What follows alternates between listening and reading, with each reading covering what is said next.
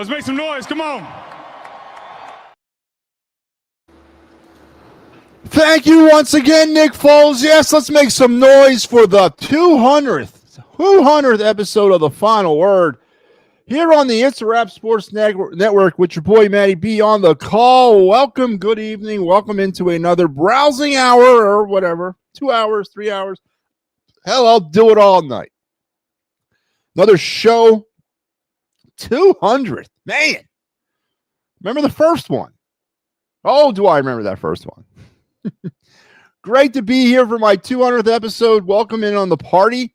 The networks, they gave me a gold watch today for my 200th episode, and then they told me to get back to work. Yeah, I wish they gave me a gold watch. That would mean I would give myself a gold watch. Can't afford all that kind of stuff, but hey, it's great to be here. Back again tonight, a little bit later tonight, as Prop Locks and Parlay, after they got over their intro situation, was able to get on the air, and then they ran a little late. No worries. Glad to see Mike Laro back on the air. Mike, your thoughts and prayers, of course, are with you and your wife at this critical time. From all of us here at the It's a Wrap Sports Network, you are part of the hub that makes the network go. Whatever, of course, you need, just let me know. Tonight, we have entered another phase of this Philadelphia Eagle football season, and it is now, the attention seems to be off of A.J. Brown a little bit, but now it's squared directly at the quarterback.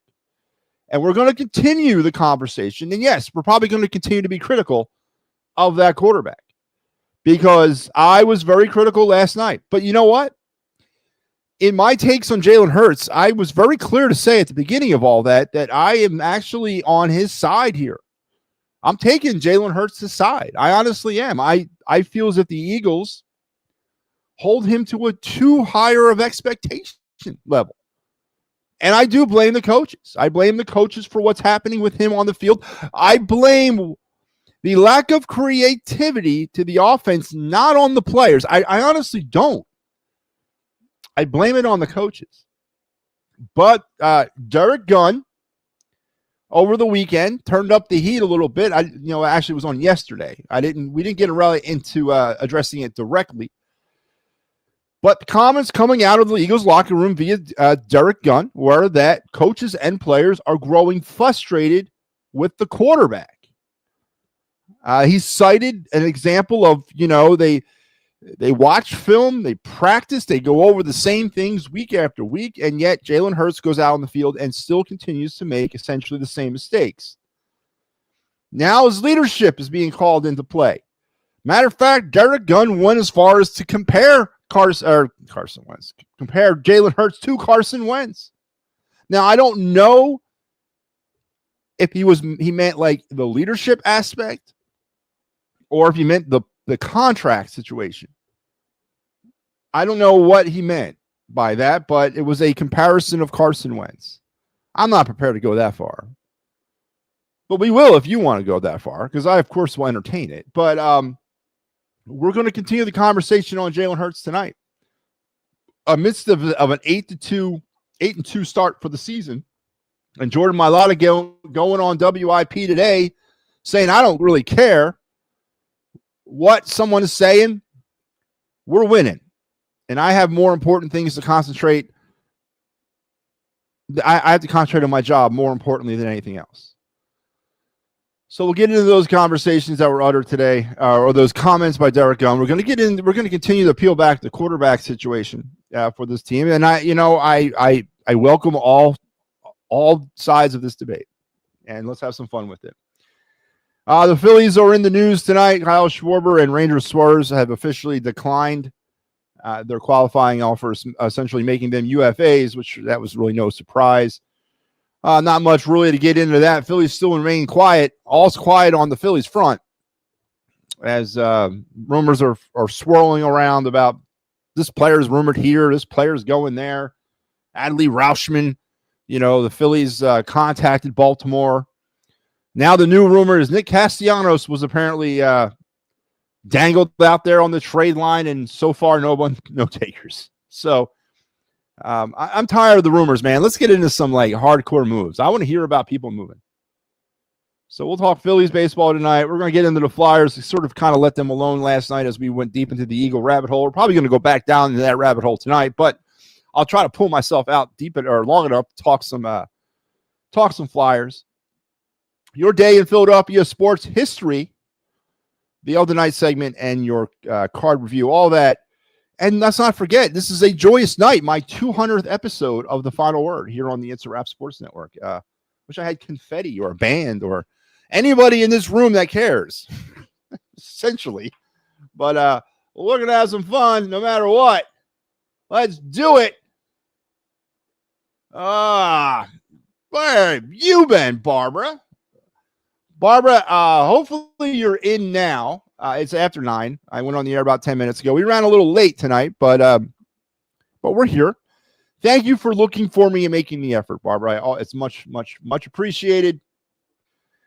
Joe Hale checks in and says, hey, everybody. Ricky Deal. Hi, Matt. Go Flyers. Yes, Ricky, if you want to answer your question right now, Ricky, before you bring it up, if you want to talk Flyers, shoot me a question, man. Come on, pick my brain. I'm very versed in hockey.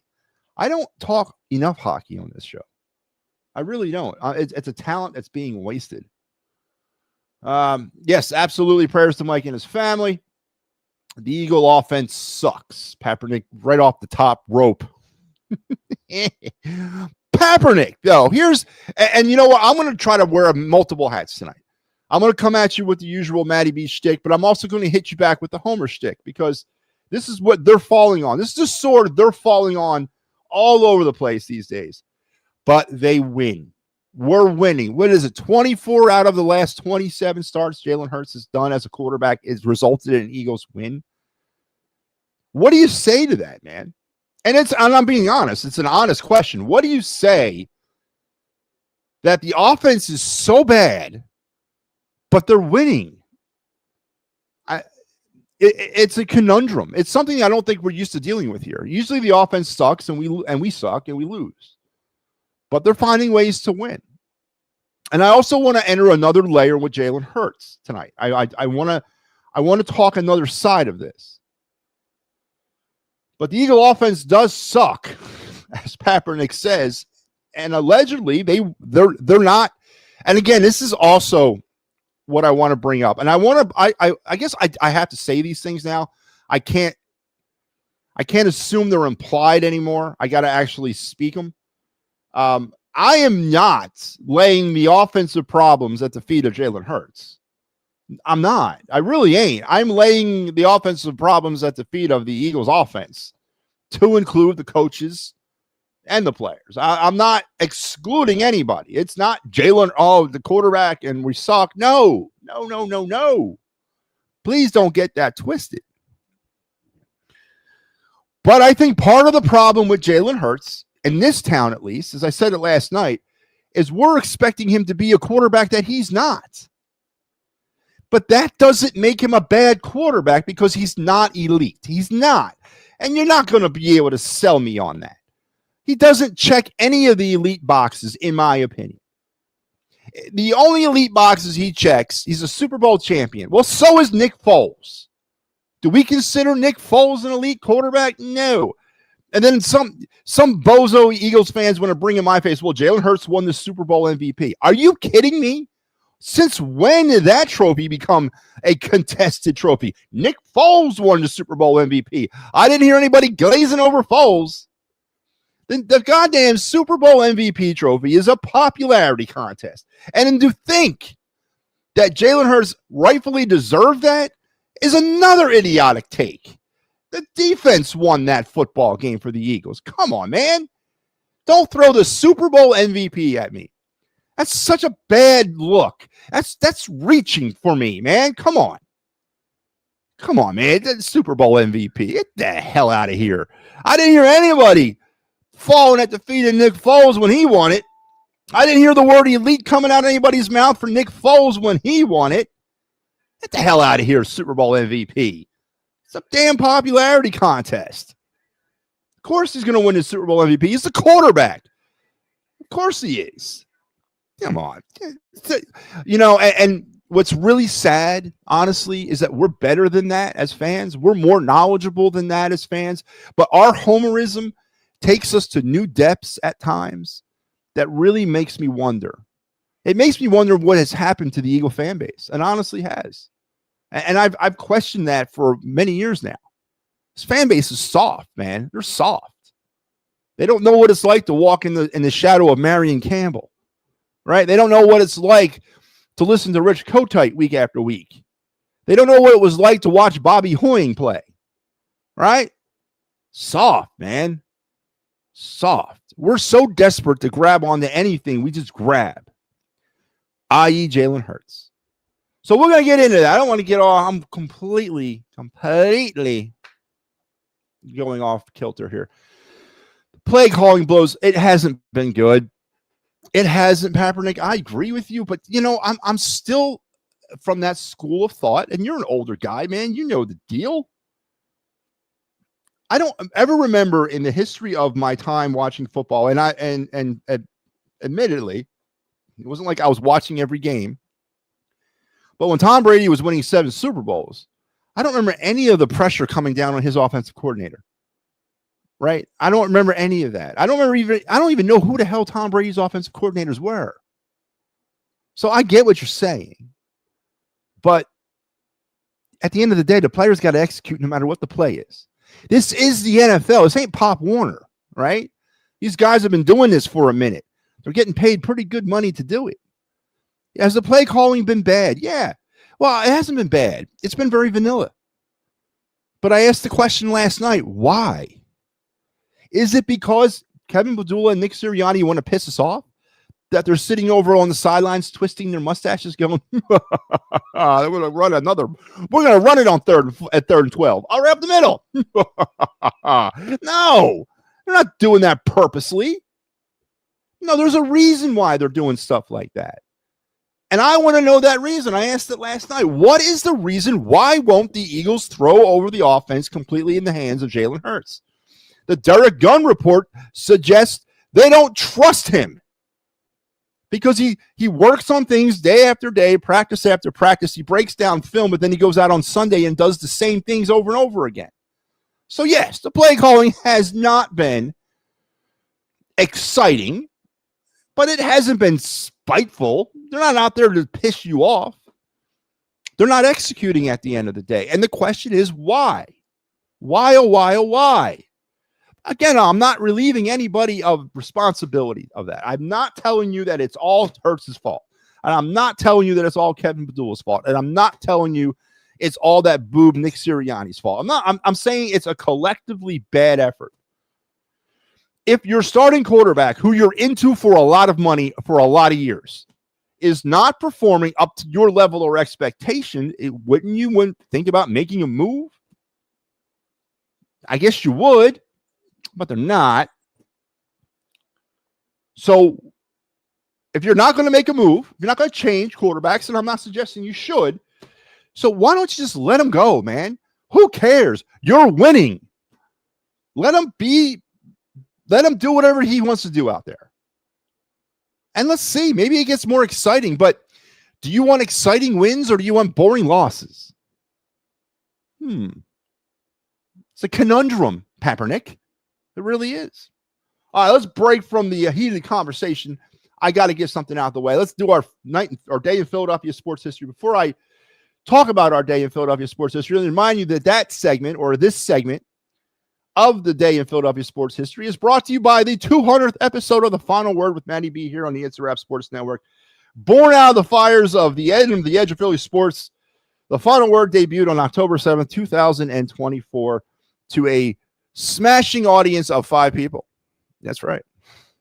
But since that day, we've taken it with your help and we've run wild with it through our 200th episode. So I want to thank everybody out there, really from the bottom of my heart.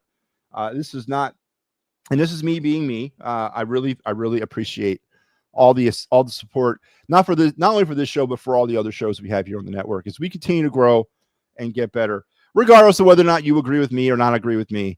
I've said this and people have said this to me forever. What kind of network would this be if we all had the same opinion? It'd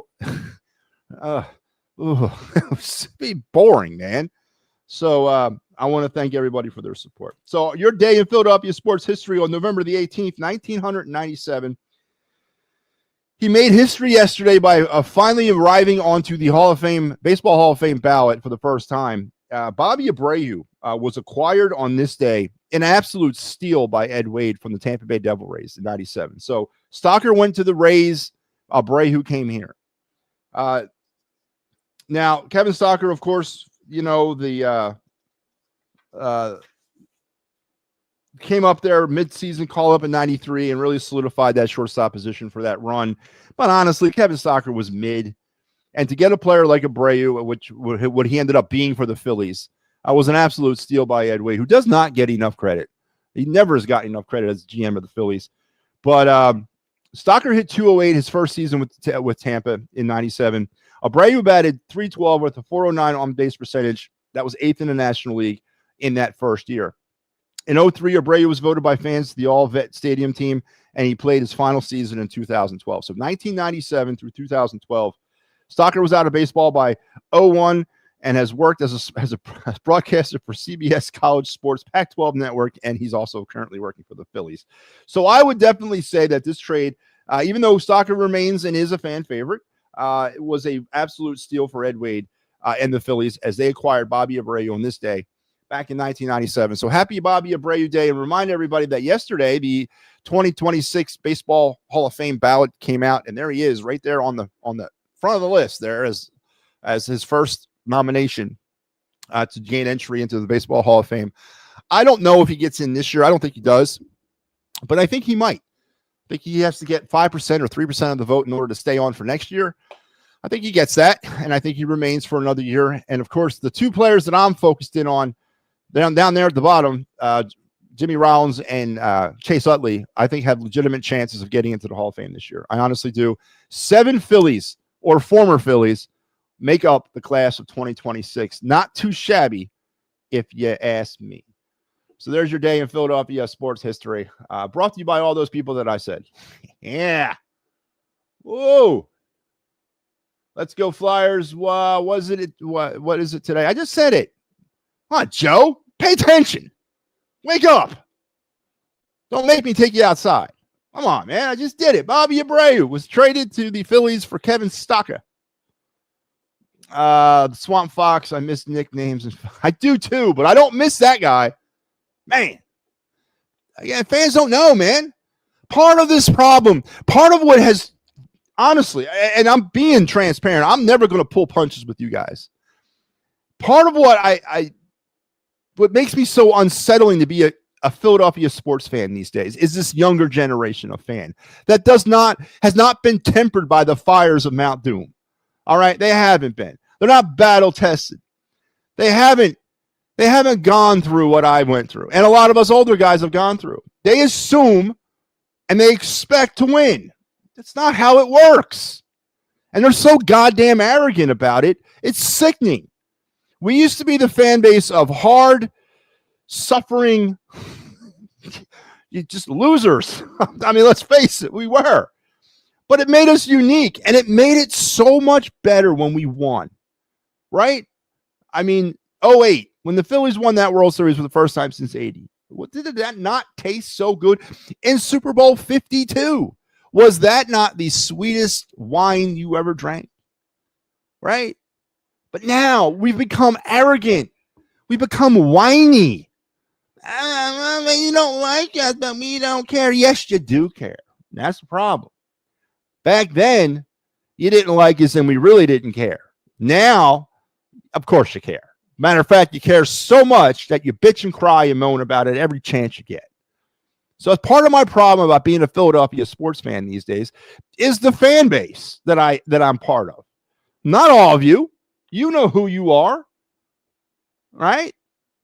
You're soft, man. You think this is given. This is like something that's supposed to happen. It's not. You have to, when you come from an era of losing and you taste that victory, you taste that, as I mentioned, the sweet wine of victory, you want to make sure you're doing everything to keep it. So every little detail matters. Every little hiccup or bounce along the way matters.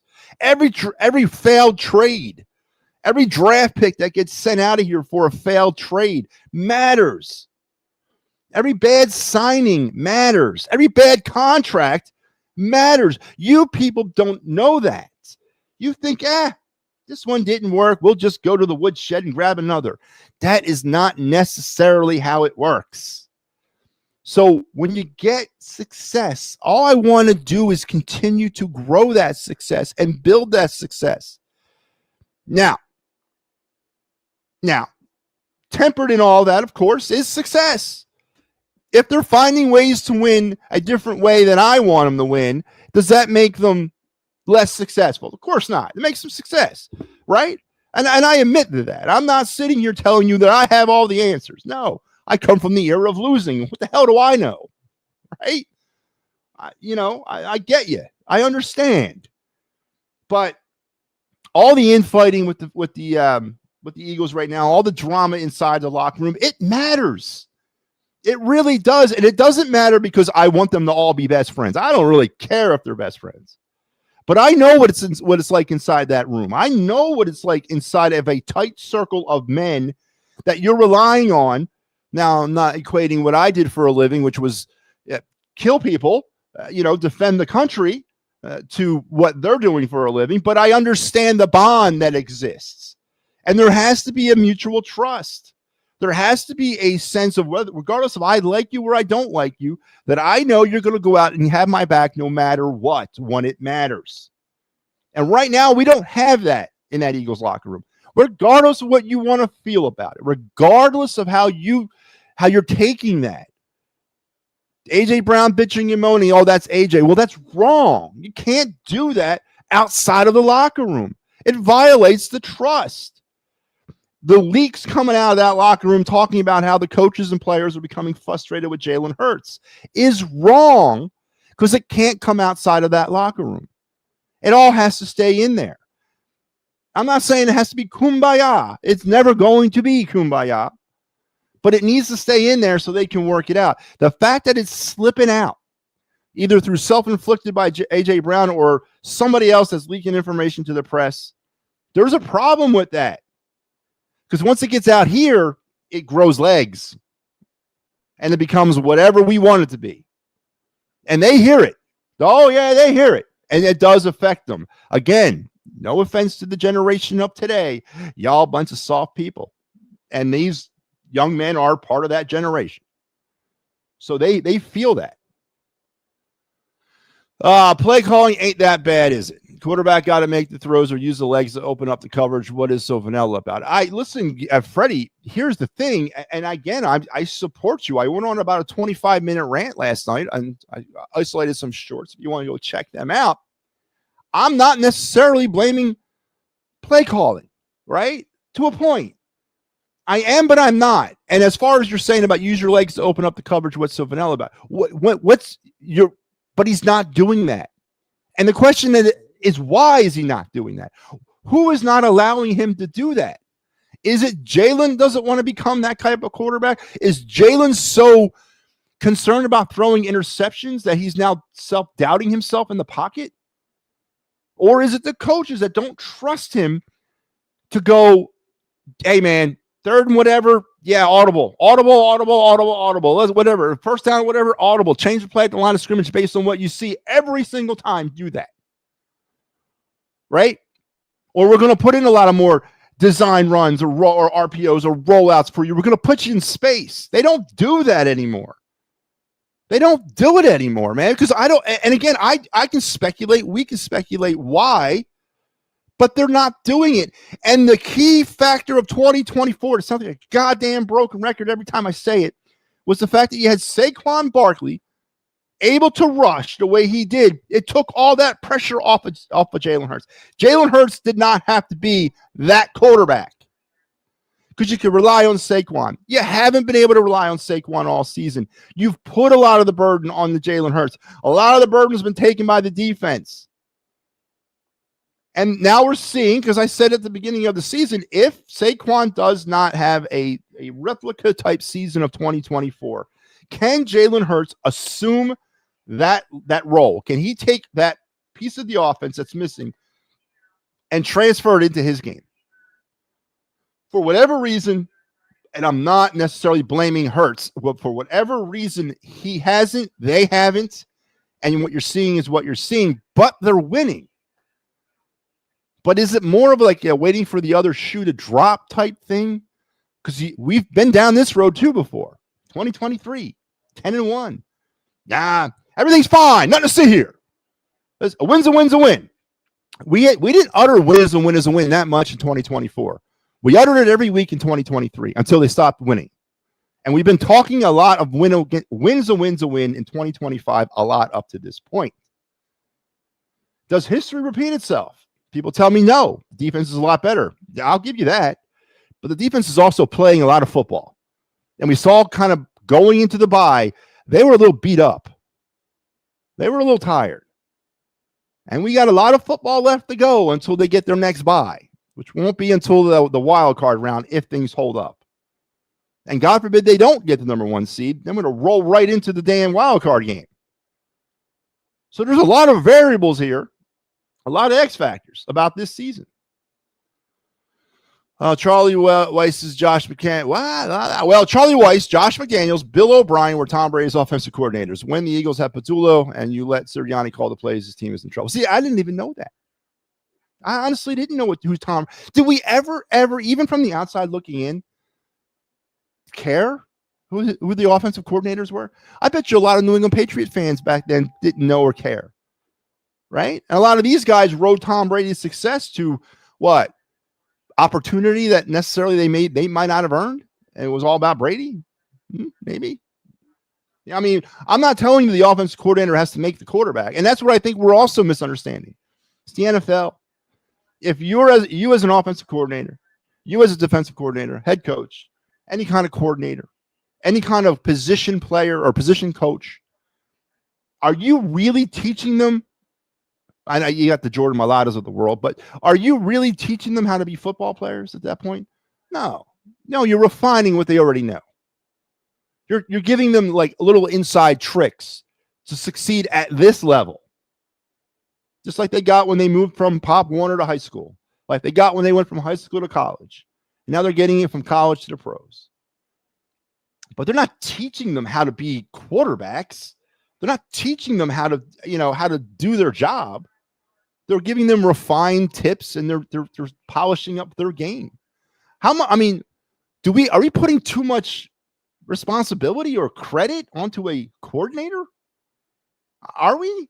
Because at the end of the day, are we copping out and looking for anyone to blame? So we're pointing our fingers at the coordinator, but we're leaving the players alone. I mean, what are we doing? I know a lot of you are blaming the coordinator.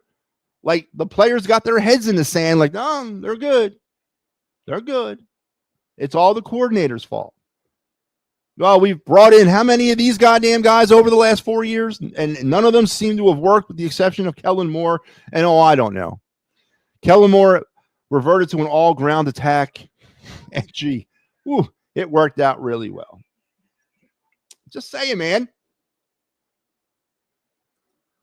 Derek Gunn's report suggests Hurts won't take chances through the air in his game. Got to take good with the bad. Personally, I think the running game would open everything up. Running game would open up everything like it did last year, Freddie. The problem is the running game's not working. And with the offensive line's status right now, I don't know if the running game will ever get going in 2025 like it did. It won't get going like it did last year. I don't know if they'll ever get it going at all right now with the physical limitations of that O-line. And injuries do play a part. Now, Derek Gunn's report does suggest that Jalen Hurts, again, they work on things in practice. Then we get to game day, he reverts back. You mentioned patting the ball instead of getting rid of it. Is that this kind of thing? Like, kind of this as he's back there, getting ready to throw it. Is that what he means by that instead of just getting the thing out there?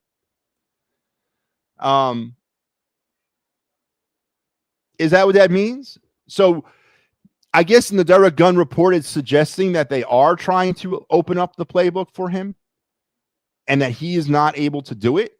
Is that what I can take from the Derek Gunn report? Is that he's putting the onus on top of Jalen Hurts by not able to perform? I'm not prepared to say that. I'm not prepared to say that fully.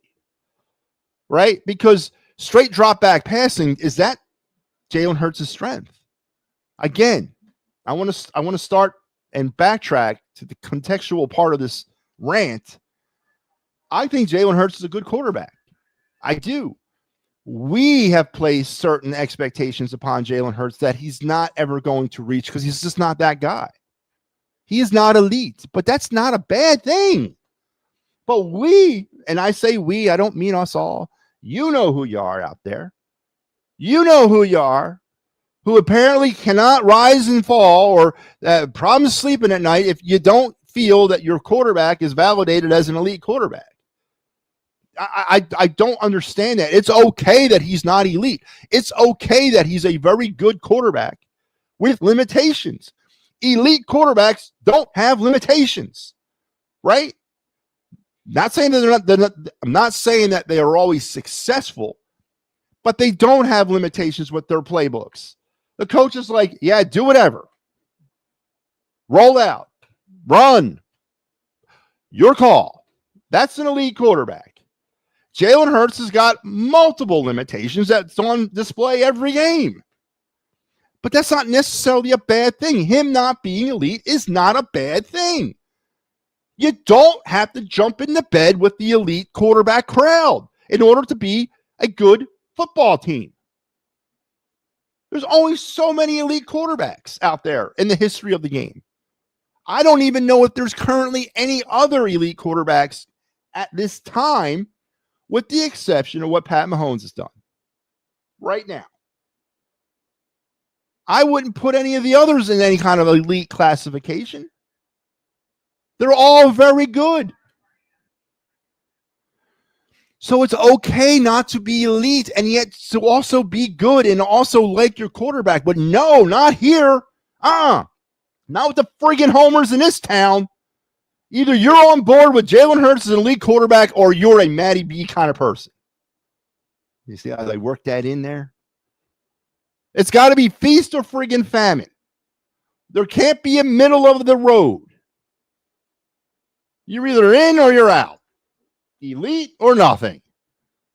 But he's the Super Bowl MVP. God damn it.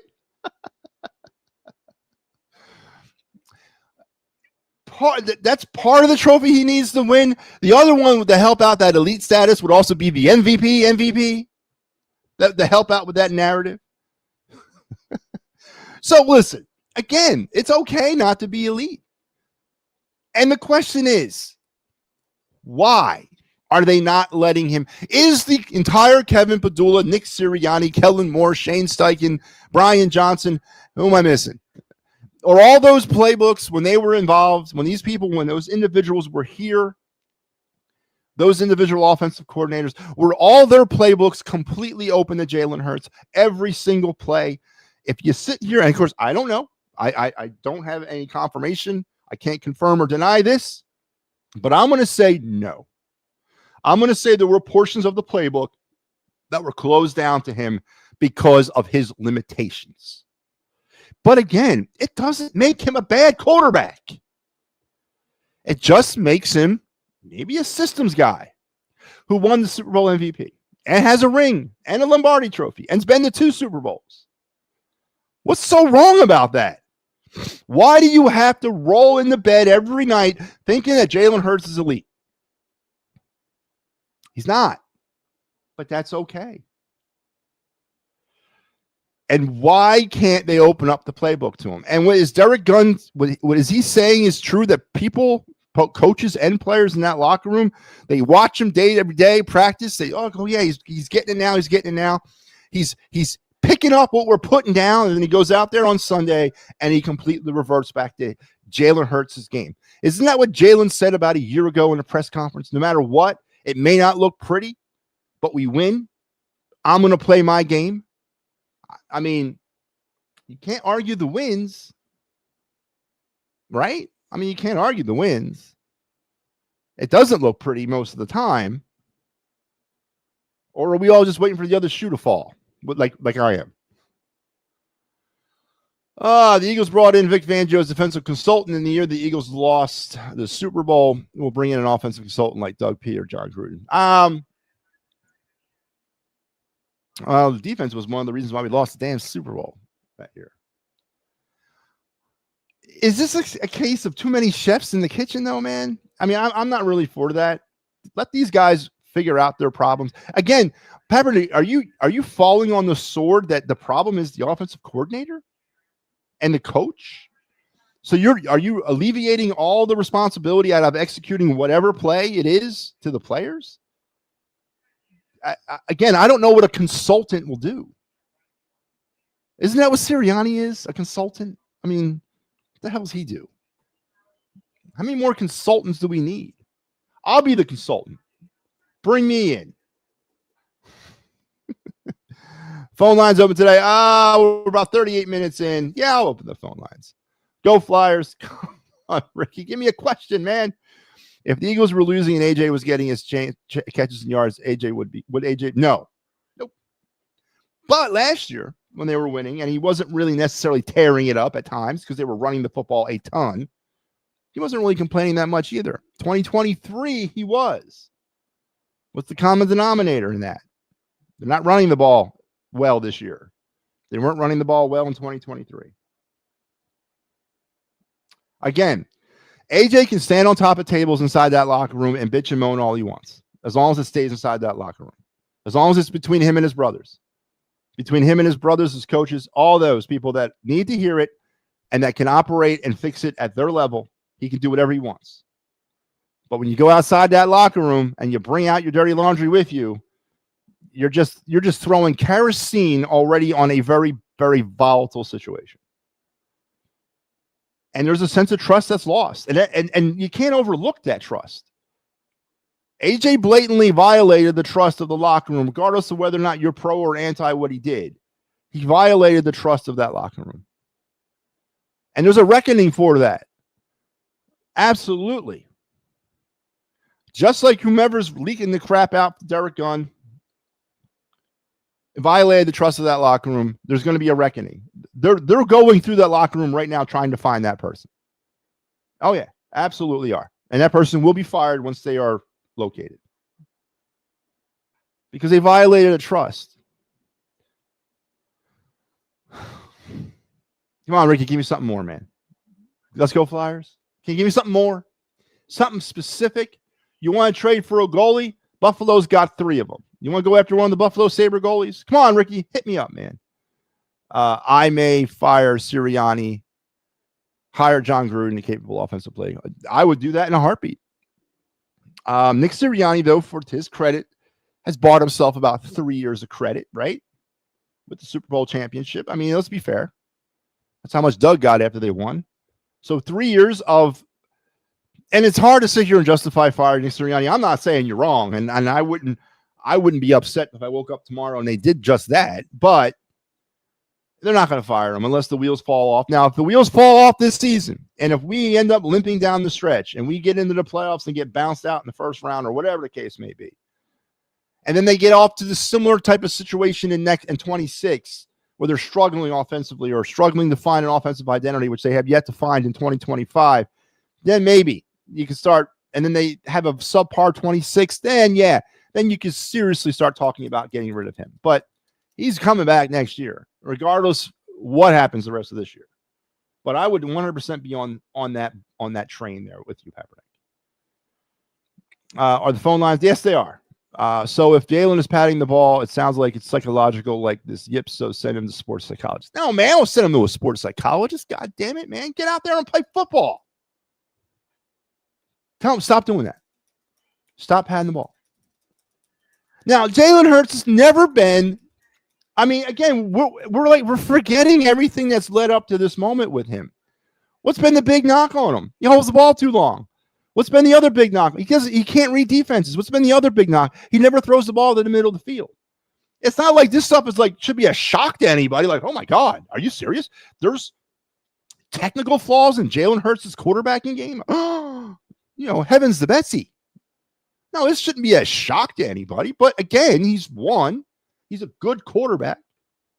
When your offense is struggling like they are right now, bottom line, you got to do something to open them up. You got to throw a wrench in the works. You got to get something else going in there.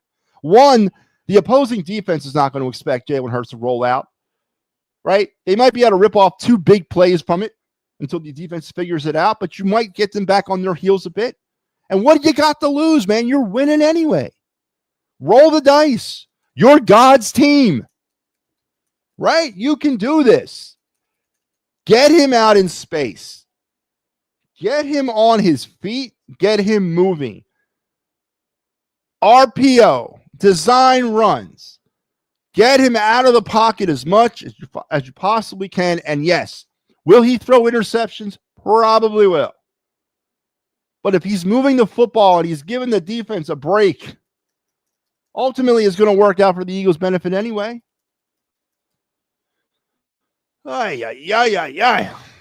Joe Burrow is elite. Elite at getting hurt. He's elite at getting hurt, man. Joe Burrow is elite. He ain't no elite quarterback. All right, let's do it. So the phone lines, day is open. Appearing now in all of your chat areas, no matter what part of social media you're tuning in from, is the link to this show. Click on that link. You'll pop backstage. I'll put you on the air, and we'll talk about whatever it is you want to talk about. You want to continue on this conversation? You want to go down a different road? Whatever you want, it's your dime. But remember, I have to be able to speak to you. You have to be able to speak and hear me, and I have to be able to hear you. So I don't have to see you. You don't have to have a camera if you don't feel comfortable. But I have to be able to talk to you. Joe Burrow is not elite. Come on, Kaepernick. As we wait for you to jump on board, let me remind everybody that here on the network, we're always moving and grooving and trying new things. And on Sunday, we will debut the Philly AM Sports Show with Mike and Al, 9 o'clock on Sundays. Basically, it's going to be the it's P&M in the AM. It's just under a different brand, but they will get that show rolling here this Sunday. So make sure you're tuned in at 9, and directly following them is this cast of characters, the Pittsburgh Steelers or Steel City Sunday pre and post game show group. Not all these guys come at you at the same time. I think they break them up. I think JP and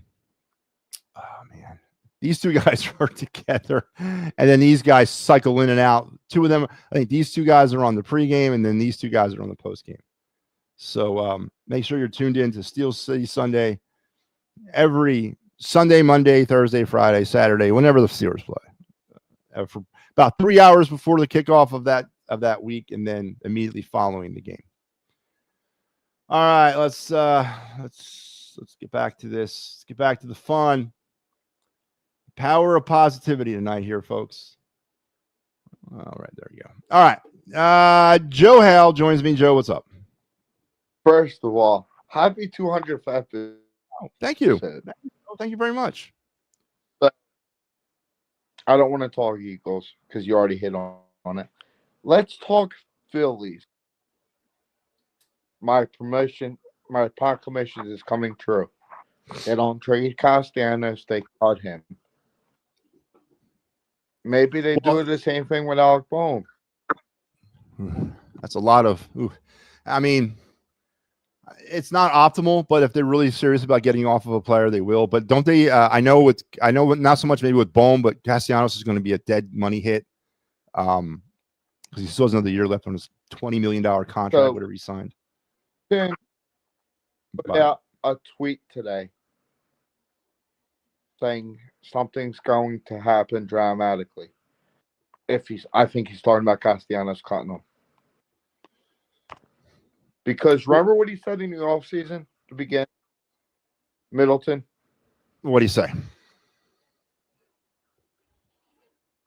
That basically he didn't say it by name. He said the outfield needs to be outfield will be changes. And I see Cash being the one. Well, I don't think there's anybody that's going to argue with you. And I don't think there's a Phillies fan in this city and around the world that is penciling Nick Castellanos onto their lineup card in 2026. I think everybody expects him to be gone. As I said before, those comments he made going out of town to LA about the fans when they boo, they react negatively and they don't like it. I mean, he hasn't stood accountable to that yet, those comments to the fans, because he never came back from LA. So no, I 100% agree with you there. I don't think there's a Phillies fan out there that believes he's going to be back. And if he's back, oh my God, man, are you kidding me? There's no way they can bring him back. There's no way they can bring him back. Do you watch MLB Network? Incessively. Did you watch the hot stove this morning? No, not this morning. Okay. There's a name out there. Houston's pitcher, the starter, supposedly was talking to the Phillies. He's the left-hander. Valdez? Yes. Really? I think what they're going to do with him is what they did with Harper. Wait until if anybody doesn't sign him, jump on him like that. I hope not, man. I want to get some action there, Joe. I'm bored. Here's why. Safe stack ruler isn't ready. You need a starter. Yes. Breaking news. They added Andrew Painter to the roster today and Rakonis to the 40-man roster. That's your Phillies news today. It now sits at 33 players, or 7 off from completing their 40-man roster. Absolutely. And so, did they offer JT? Did they get conversation? No, they never offered him a qualifying offer. But JT, I guess, made comments today that he's willing to accept a 2-year contract because he realizes his age. He's willing to accept a 2-year contract, I guess, from anybody who wants to sign him. And he's not going to press years. It's 2 years is what he wants. I would go out and sign him like that. Yeah. But they're waiting for the shoe to drop, and that's Schwarber. Everyone's waiting for that. Oh, baseball.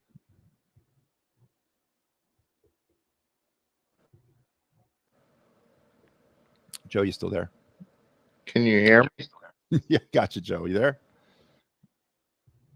Yeah, I'm here. Okay. Real quick, Flyers point. Why did they acquire a player and then waive him? Because it was just a move to clear some space. There might be there potentially could be a move coming. Maybe coming. I heard there might be a move coming. Yeah, but he was a 2-way guy too. He was a tweener. He wasn't going to. It was a tweener for a tweener.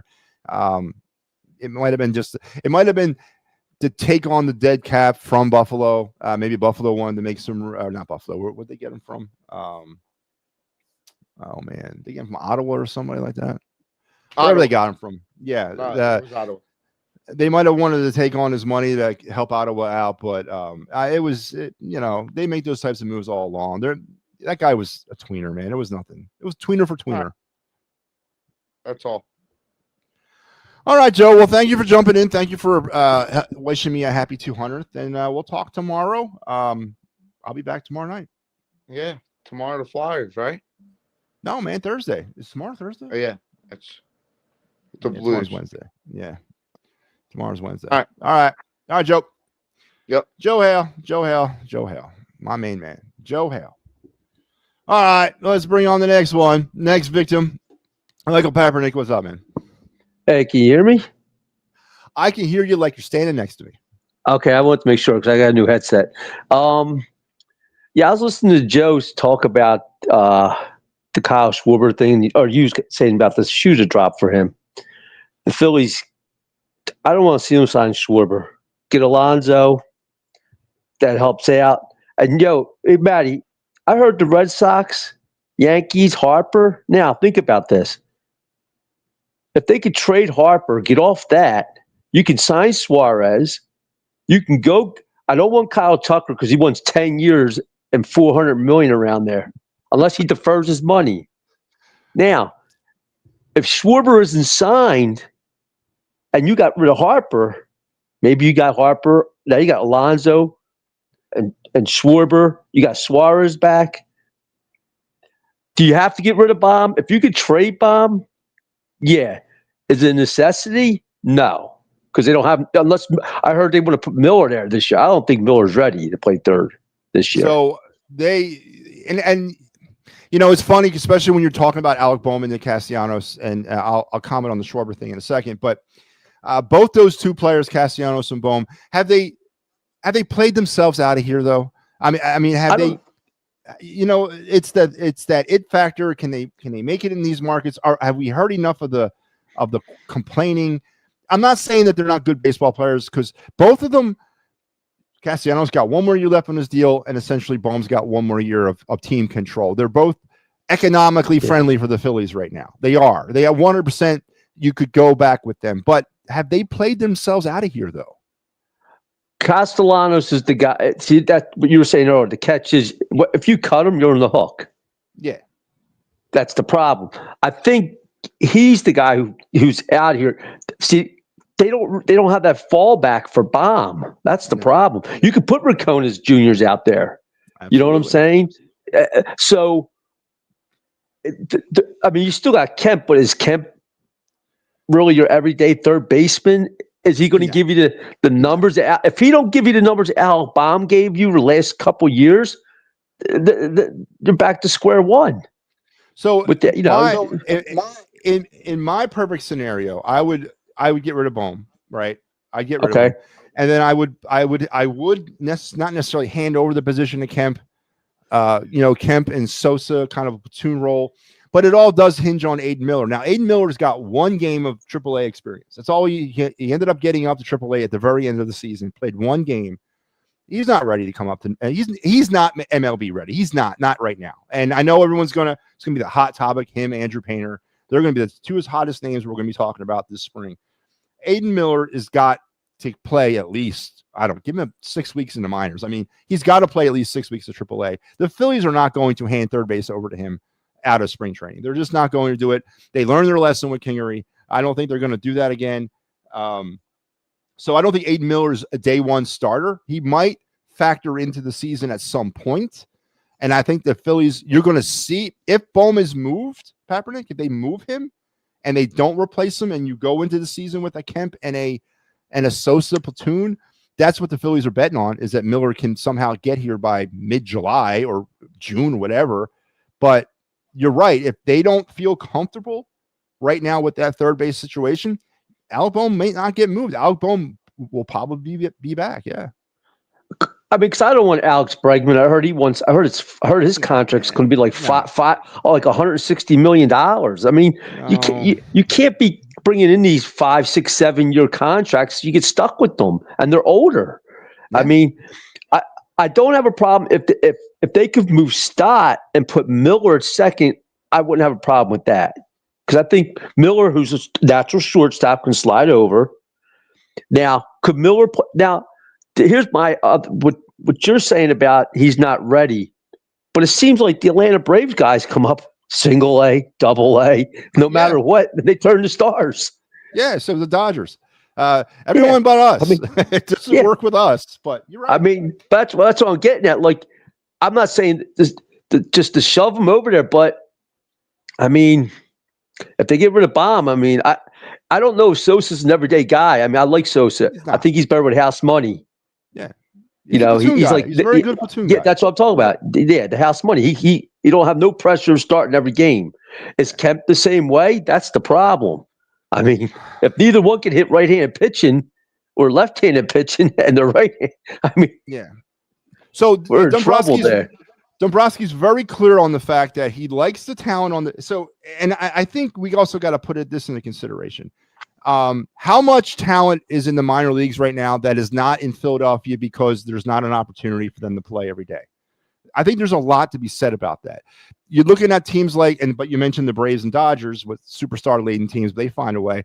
But teams like the Rockies, the A's, the Reds, the Pirates, they got holes everywhere. Come on, man, we'll play you. They can bring their guys up and they can play them right away. I'm not saying they don't deserve it, but the Phillies are in a bad spot because of that the goes back to right. It goes back to Harper. Would you trade him? Right. Would you trade him and get rid of that 7 year left years on this thing and get 4 or 5 prospects for him? In a heartbeat. In an absolute heartbeat. I mean, I love Harper, but to get this team, I mean, because I think they have to sign Pete Alonso for one reason. If you sign Pete Alonso, Harper will be healthy for the playoffs. His knees get a break, his back gets a break from playing first base. If you come back with the one-trick pony and Schwarber, Harper's playing 140 games out there, and he's never 100% for the playoffs. And Alonso's a right-handed bat. We desperately need a right-handed power bat. Desperately. Think about this. In a perfect world, if Harper goes, you can sign if you could sign Schwarber and Alonso. I mean, you're spending the same amount of money you just got rid of Harper for. No, absolutely, and it's going to be interesting. Peppernick, I don't think Schwarber comes back. I don't. I think they're going to make a play for him. I think they're going to throw lots of money at him, but I think someone's going to come in at the last minute and give him more, and I think he's going to go. Real quick before I get off, the pitching staff I think is a big concern when you only got two good starters in Luzardo and Sanchez, because Knowles and Wheeler, Nola are just what you don't know what you're going to get from them, and then you got Painter's your number 5. You don't know what you're going to get from him. And you're stuck with Walker still. Yeah. I mean, all right, Matty. Hey, you have a good night.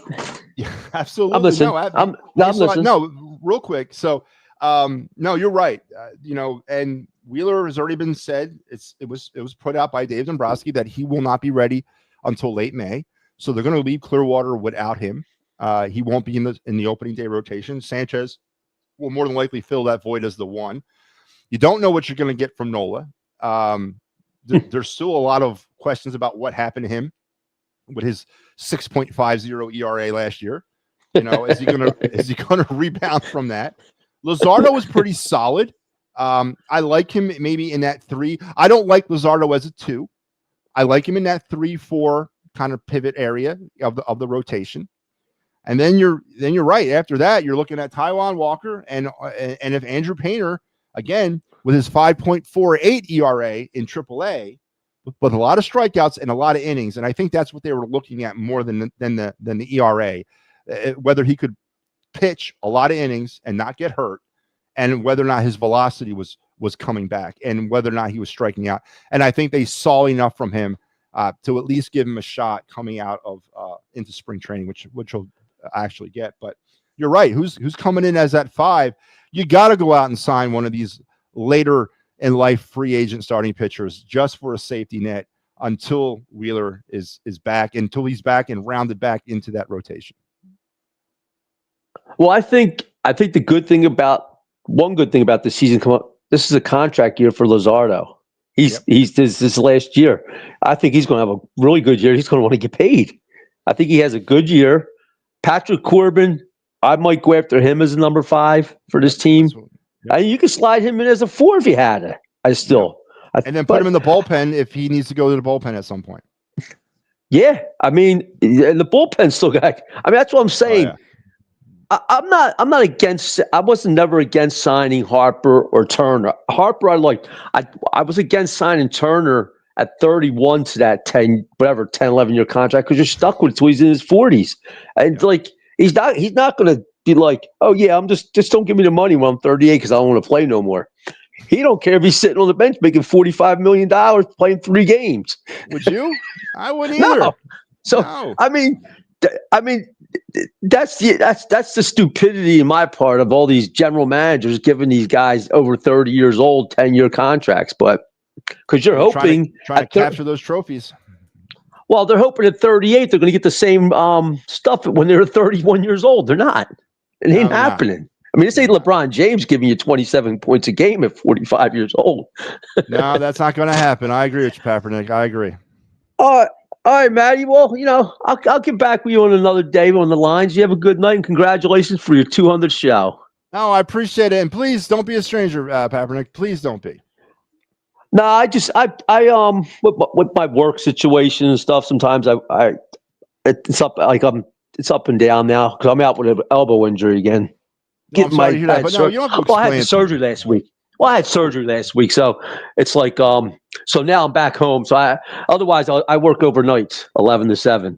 Oh, now you got some time to kill. Good. Well, we're here. Oh, Every night, yeah. 9 to about 10:30. So make sure you hop Yeah. on, man. I like it. All right. I got a lot of time to kill for the next 8 weeks. All right, man. You have a good night. Hey, you too. All right, man. Bye. All right, Kaepernick. Good stuff. Well, I'm sorry you got hurt, man. Yeah, listen, a lot of good stuff there. Philly's got a lot of decisions to make. And I as much as you want to know what those decisions are. Alec Boehm, is he staying? Bryson Stott. We're not talking much about Bryson Stott, but I know they're really high on him. I would be very, very surprised if the Phillies moved off of Bryson Stott. I would. I wouldn't necessarily be upset about it if they did, but I would be surprised if they did. Nick Castellanos, can he really, honestly, be back based on everything that's happened, or more importantly, hasn't happened? JT Realmuto, is he coming back? What is going on with the starting rotation? Who's going to be our fifth starter? The bullpen, I ain't talking about the bullpen. Still need about 2 or 3 arms out there. So clock is ticking, man. And we did the hot stove report yesterday. We'll probably do it again tomorrow because I don't want to do it every day. I looked at it today. Minor moves. I want to build up some meat on that thing before we talk about it, but we'll go through the hot stove tomorrow night. And we'll do it periodically on this show through the off season. So, yeah, good stuff, man. I miss baseball. Oh, and on a baseball note, thank you, Michael Kaepernick, for reminding me. For all you Arizona Fall League enthusiasts out there, was it the Surprise Cigarros? I know I'm saying that with a Philly thing. I know that's not how you say it, but the Surprise Cigarros, the Arizona Fall League that the Phillies supported by sending 6 prospects to, captured the AFL championship over the weekend on Friday, I think it was. So congratulations to the 6 of the Phillies prospects that headed out to Arizona and participated in the Arizona Fall League. They are champions of the AFL. So good for them. Now, well, bring that trophy back home and let's go. Now I'm going to miss me some goddamn Arizona Fall League, man. Well, the Phillies hired. I really do hope, that's been sort of what we're looking at. I've been secretly in love with Don Mattingly for years. I think he would be a perfect addition to the coaching staff. And it's, again, somewhat suspicious that Dave Dombrowski went out and moved the current bench coach to the what is it? MLB on-field coordinator to open up that position, a bench coach. Mattingly, of course, stepped away from the Blue Jays right after the World Series, saying, you know what? I'm not retiring, but I'm going to step away from the Blue Jays. Of course, Preston Mattingly as the acting GM of the Phillies. There's a connection there. And Dave Dombrowski went also as far as to say that they will hire a bench coach with Major League Baseball managerial experience. And we can read between the lines on that one. He might as well have just said, we're going to hire someone that we can put in the seat as a manager if Rob Thompson struggles coming out of the gate. I mean, he should have just said that. It would have been easier. But anyway, Don Mattingly would be my number 1 choice as the Phillies' new bench coach. 100% would be my number 1 choice. But we're again, nothing happening on the Phillies front. It's annoying. It's annoying, Kaepernick. Phillies offseason wish list, Casty and Boehm traded. Okay. Ranger and Schwarber leave in free agency. Resign Realmuto. Bader Alvarado refuses option, which they've already picked up, I believe. Get him on a cheaper I think they've already picked up his deal. I think they already took his deal. I agree with the Casty and Boehm traded. Ranger and Schwarber leave. Okay, so if Ranger and Schwarber leave, who's coming here? I'm not saying I disagree with it, but I want to know, you got a lot of you're talking about some of these former Philly players or these current Philly players. Who do you want to see come in and replace the void left by Kyle Schwarber? Who do you want to see come in and replace the void left by Ranger Suarez? I think JT resigns because the Phillies have no other friggin' choice. Unless they're going to pull off Alec Boehm, Nick Castellanos, Bryson Stott, and who am I going to throw in there? Gene Cabrera, the Double-A pitcher, to the Baltimore Orioles in exchange for Adley Rutschman. I would consider that. I consider that trade if I was the Phillies. I would. Bader, Alvarado, and yeah, it's my wish list too. But I want to know who we're bringing in. Ricky Deal call in. You better hurry up, Ricky. We're getting to the end. Last year's Phillies bench coach was quality control something before he became the Phillies bench coach. Well, whatever. But I don't think it takes a genius to see why they created that MLB on-field coordinator job, And Dave Dombrowski said, well, 80% of the teams out there are using that. They're not. It's about 30% of the teams are using it. But it really, to me, smacked a lot about Dave Dombrowski trying to cover his ass if bringing Thompson back 1 year too late or 1 year too many. And if they got to make a move in season, this would be the move they got to make. And they're going to have to go to a guy that can pilot the team at least the rest of the way of that season. And I think Don Mattingly is that perfect guy.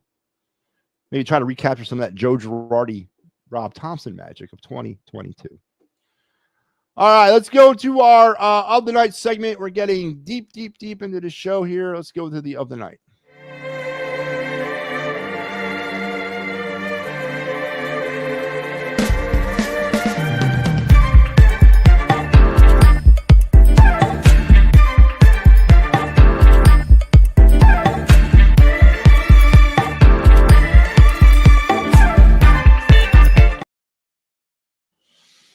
All right, the of the night segment here on the It's a Wrap Sports Network on the Final Word.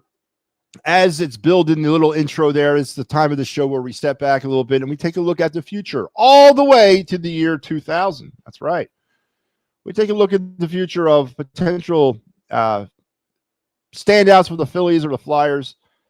We take a look inside the systems. We take a look around the college and the amateur ranks. We profile draft picks, draft choices. And because of the time of the year that we're in, it's strictly Flyers prospects right now. But as I mentioned, we are working behind the scene as feverishly as Santa's elves, getting ready to debut the MLB draft, not MLB, NHL draft tracker. We're going to start previewing NHL draft players here, probably coming up later in December starting. And then around mid-January, early February, we'll start breaking down MLB draft prospects. And then also in January, we'll start talking Phillies spotlight players, where we'll get you ready for the Phillies season by talking about some of the current Phillies players, whoever they may be. We got to wait till they actually become a team. Then we'll get into April and we'll start breaking down Phillies prospects. And the whole cycle will repeat itself over and over again until we complete one and move into the other. So we've been moving deep into the Flyer prospect pool. Tonight, we continue on with a guy that they just picked up a couple weeks ago in a trade. I believe it was with San Jose. No, I'm sorry, Dallas, San Jose. Somebody, a young defenseman who is one of those unicorn-type defensemen. Yes, that's right. I speak of the elusive right-handed shot defenseman. You can never, ever have too many of these guys on your team. And the Flyers picked up a good young prospect in this guy. 2022. Well, let's bring him up here. I'm going to stop making you guess. It is young Christian Koivu. He is a brother of a current. I think he plays for. Was he play for Ottawa? Was Koivu's? No. Was he play for Montreal? He's in the league somewhere. Christian is a right-hand defenseman currently playing in Lehigh Valley. He's 5'11", 166 pounds. Was formerly the second-round pick in 2022 of the Dallas Stars. The name of the game is manipulation with Koivu.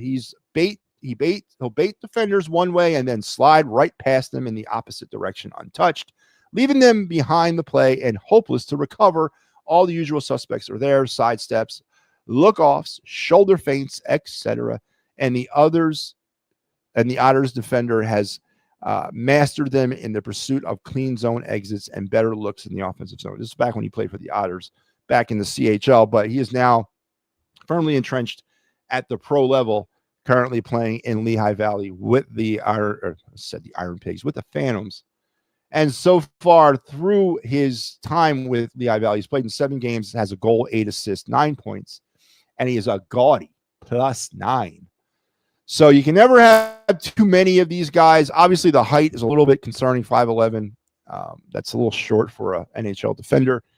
165 is a little light for an NHL defender, but he's part of that young group of players. And yes, he qualifies as a prospect. And again, he's a right-handed shot. Never can have too many of those guys, especially on defense. So does he have a place on the Flyers in the future? Yeah, maybe. I could see it. We'll see how his game develops and how he continues to sort of be ever evolving. So Christian Koivu is your Flyer prospect of the night. And there you go. And that was brought to you by the Locks, Props, and Parlay program with Mike Laro every Tuesday nights at 8. Mike was on earlier tonight, ran late, but that's okay. He'll break down his picks for locks, props, and parlays in the NFL and the NCAA as we roll along with the football season. Hopefully, Mike is doing locks, props, and parlays all the way through Super Bowl week. That would be our number one goal here. And also on the network this week, Clear the Ice will return Thursday night. The Flyers come off their mini bye with the Blues coming to town on Thursday, and then I got you Saturday against the Devils. The Fighting's Final will return on Thanksgiving Day at noon. We will present our 2025 season in review show as we'll wrap up. We'll finish talking about the 2025 Phillies before we look ahead into 2026. And here you go, just a snapshot of what's left on the network this week. Still a bunch of stuff coming up. Pittsburgh Sports Desk and me tomorrow. Big lineup on Thursday. Saturday, Nebraska, Penn State, prime time.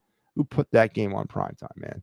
And a big busy Sunday here on the It's a Wrap Sports Network. So make sure you're tuned in to everything that's happening and keep on supporting us, man. We really need it. Oh, yeah. I can make it easy for Dombrowski. I would fire bumbling fool Rob Thompson tomorrow and hire him, Matt. Bochy agreed to go. Is he working with he's back in San Francisco. He's like an advisor to the GM or something like that. Probably coax him out of that. How's Pat doing? He's doing well. I mean, Pat's not like exiled. Pat's still around. Reach out to him. Say hey. I long for the day Pat can get back on the air. I can't wait. But Pat's doing well. All right. Let's get into the final segment of the night.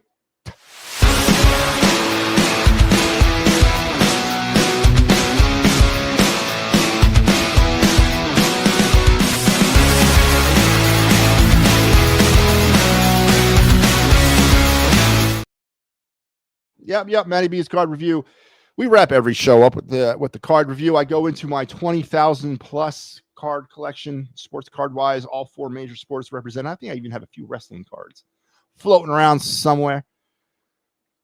Yeah, we talk about the card, talk about financial value, nostalgic value, intrinsic value, whatever value you might have to get you interested in the hobby of sports card collecting and sports memorabilia collecting as well.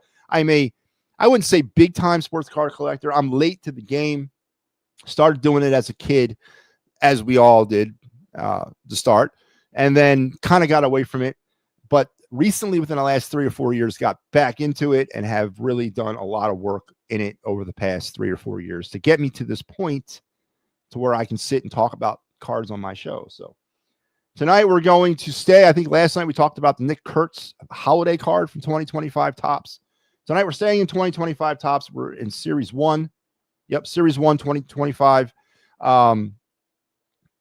Base card, no pretty refractors, shimmers, glitter, foil wrap, none of that. We're doing a base card of a player that we've talked about on this program time and time again. And I say this every time I speak of this player.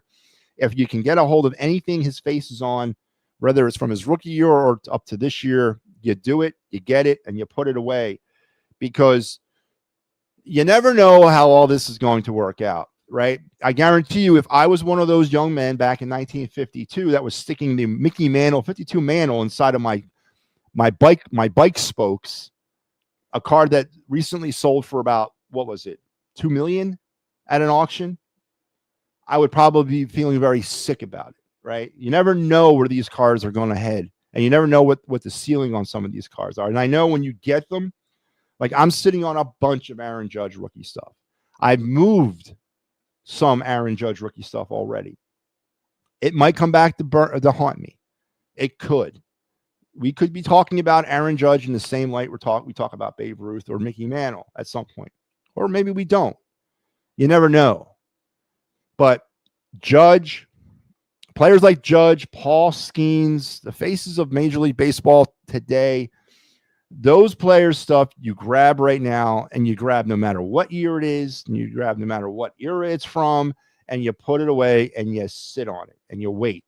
And this card tonight doesn't check any immediate financial windfall boxes. It doesn't. It's a base card. It's nothing special, but it's of a player that has that ceiling like an Aaron Judge. And that's, of course, Shohei Ohtani. And this is his Series 1, card 1 in Series 1. That's a pretty decent, dubious honor to be given the first card of a series. This is his 2025 Series 1 card number 1. Very basic as a Series 1 base card can be. No bells, no whistles, none of that. But when you're the back-to-back NL MVP, you've captured MVPs in both leagues, you've won 4 out of the last 5 or something like that, and you are essentially the face of Major League Baseball with a ceiling that is unlimitless right now. Whenever you can get a hold of something with Ohtani's face on it, you sit on it. And this card will be no different than that. Because who knows, 40 years from now, this 2025 base card of Shohei Ohtani could be worth $100,000. Yes, his rookie stuff is the hottest stuff, but it's not the only hot stuff. Anything you can get with Ohtani on it, throw it in some plastic and forget you have it. Well, don't forget about it. Draw a map. Remind yourself somehow. Put a alarm in your phone for 30 years from now, to remind you where the card is. And it's nostalgic for me to look upon the 2025 Series 1 because I remember not too long ago when this was new, right? When we were getting ready to start the 2025 baseball card season, and this was what Topps was going with. This was the design of all of the Topps cards in 2025, and it was so cool to see it because it was a renewal of the spring, renewal of baseball. Baseball was coming back. These cards come out around mid-February, and it, just as your juice should start flowing for the baseball season. And here we sit on the opposite end of that spectrum right now. The baseball season's over.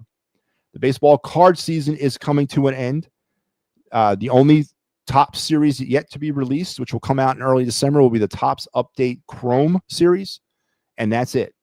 And we're done with the 2025 baseball card season until February. So there's some nostalgic value. It makes me think back to those carefree days of mid-February 2025 and how I long for the carefree days of February 2026. So right now, this card is actually somewhat valuable. Anywhere between $2 and $20, this card is selling for right now. There's a market out there for a $20 Series 1 base Shohei Ohtani. So if you gotta, and as I said, he's hot. He's a hot commodity coming off back-to-back MVPs. You could probably move this card for $20 right now to somebody who really wanted it. And there's a lot of collectors that want Ohtani. They want it. They want to stockpile it. That's what collectors will do. And then they'll hope for the best. So there it is. The no bells, whistle, fringe Shohei Ohtani 2025 Series 1 card. Number 1 in the series. The first card of 2025. Who will be 2026 Series 1 card number 1? That's what I want to know. And there it is in its physical form. Pretty clean copy. I think I have about 5 of these. So there you go. And that's it. There you happen. There it is. Finito. We have come to the end of my 200th episode. Thank you once again for all the support out there from everybody that chimes into the show, calls in. I want to take that call-in segment to another level into the future. If I got to stay on the air for 3 hours, so be it. But I want to get more people involved calling in. But thanks for those of you that have begun that process. Joe Hale, Ricky Deal, Michael Papernick, all of you guys, and Ryan Swope calls in all the time when he's on. So I want to take that to the next level. I do appreciate what you're doing for us. He's running out of time, Joe, as we're signing off. So I do want to appreciate that, and I want to thank you. Tomorrow we'll be back following the Pittsburgh Sports Desk at 9. Jalen Hurts He's not elite, but it's not a bad thing. And can the Eagles succeed, though, with the Jalen Hurts they have? And what do they got to do to open up this offense? And is it Jalen Hurts' limitations that are really holding this offense back right now? I think we talked about that somewhat constructively tonight. Phillies, no news is good news. Speculation, rumors, reports, phone calls, allegedly, blah, blah, blah. Let's see some movement. We didn't talk Flyers again. God damn it. Not really. Tomorrow, I promise. I'll lead off with the Flyers tomorrow. And card review, day in Philadelphia sports history of the night. All those great things will be wrapped into tomorrow night's show. So you guys take care. Enjoy the rest of your night. Have a pleasant Wednesday, and I will see you tomorrow.